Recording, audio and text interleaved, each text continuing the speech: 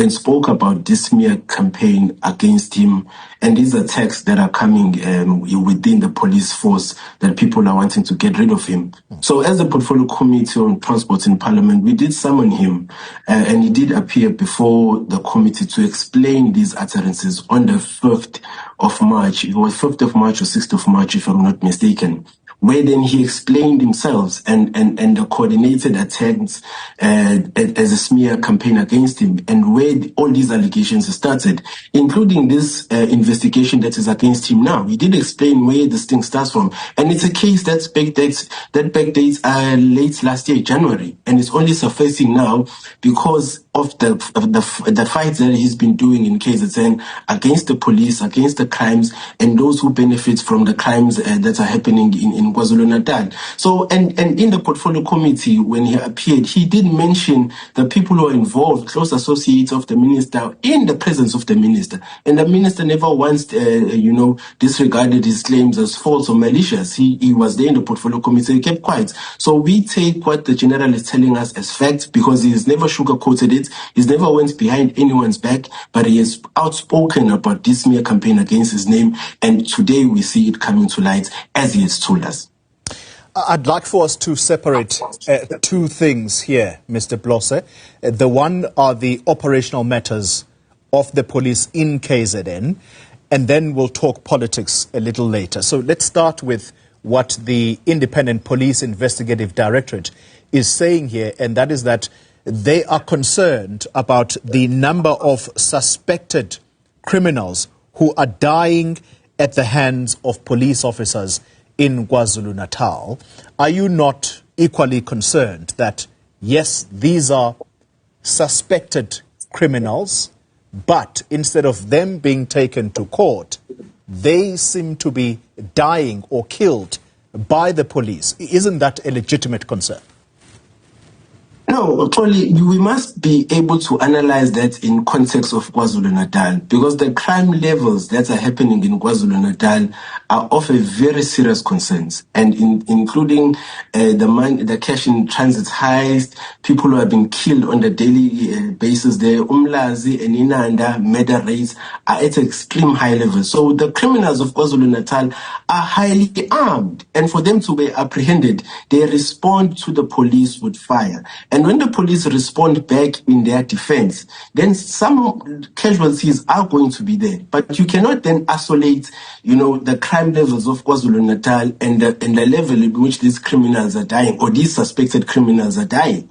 Because if indeed they were not guilty, I do not suspect that the police can just go in to arrest a suspected criminal and just shoot them, kill it, if they were not responding to fire. So we ought to look at the context in terms of everything that is happening. And also, why would we want to place the dying of these suspects on the general? Why are we not probing an investigation to find out what is the cause of these suspected criminals being killed? Why must we just go for the head of General Mkhwanazi and not want to get to the source of the problem? So KwaZulu-Natal is a crime-ridden province, and we ought to analyze it in that context. All right. And I'm glad that you raised the matter about why it is that it's the general that gets blamed for the actions of police officers. Well, the buck stops with him. He is the head of the police in the province. But let's take a case that is actually topical right now.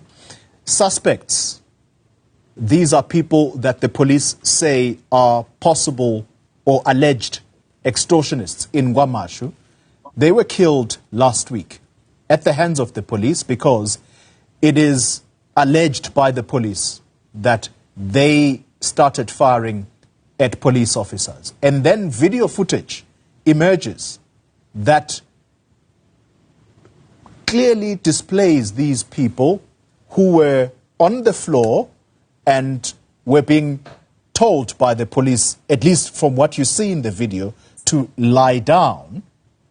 And then the people are saying, especially family members are saying, but these people don't look like they meant any harm against the police, and yet here we are today talking about them having been killed because of a shootout between them and the police.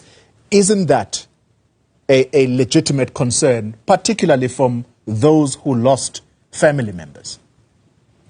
No, look, Holly, for you as a media outlet, I would understand why you would rely on media or on video footage that is circulating through social media. For us as politicians or as parliamentarians, we ought to be more responsible than that, because we cannot rely on just a media or in just a video clip that we do not know the source of it. And in terms of the way the industrial revolution that we are living in now with AI and everything else, we don't know the source of that video. We don't know the authenticity of that video. So, and I'm not wanting to dismiss that, but what I'm saying is that if those concerns are being raised, then what you do, you ought to go and establish the facts in terms of what has happened. You even summon the police commissioner, because it's one of the things that we have even said in the portfolio committee, that the police commissioner must be able to come back and explain himself on all these allegations that are coming back. So that we establish the facts around these matters. Now, we can't just take a video footage circulating on X and then we take that as factual and want to blame the police commissioner on that. No, it cannot happen like that.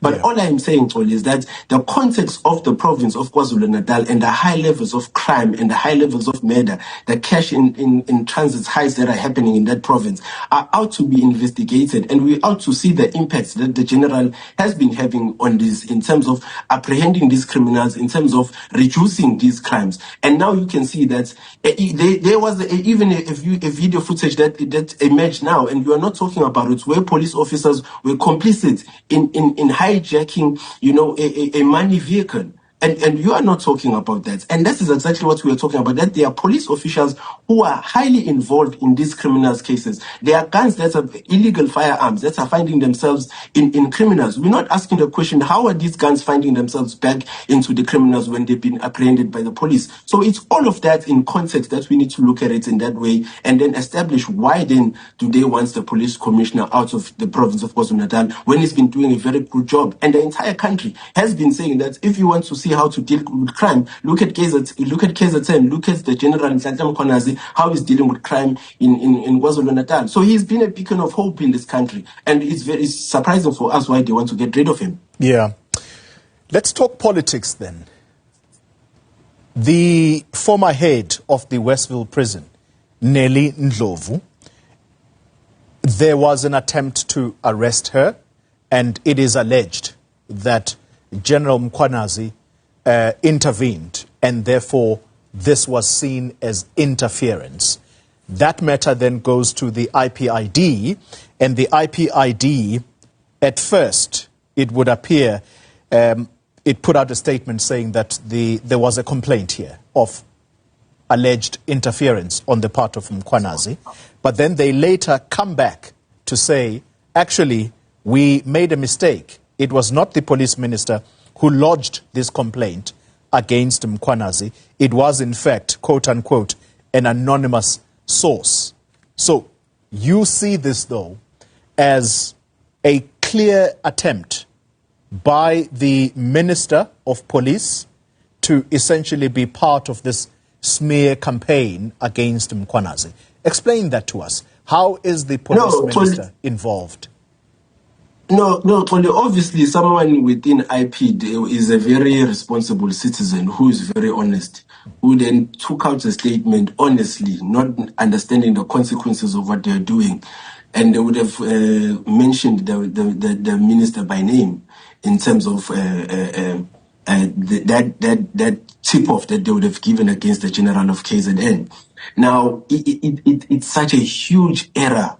You should ask yourself what kind of an error that IP would make an error and mention a minister by name that he has given them a tip-off and actually take that out to a media, only to later on come back and say that error for us is really something that is out of the ordinary. So and there's never smoke without fire. But that is one. But two, this case that is supposedly that they are stating that General Mkhwanazi involved himself in, he explained this to us in the portfolio committee. So say that he had concerns against the evidence that this former correctional services head was being arrested on. And up until today, there hasn't been any charges leveled against this person.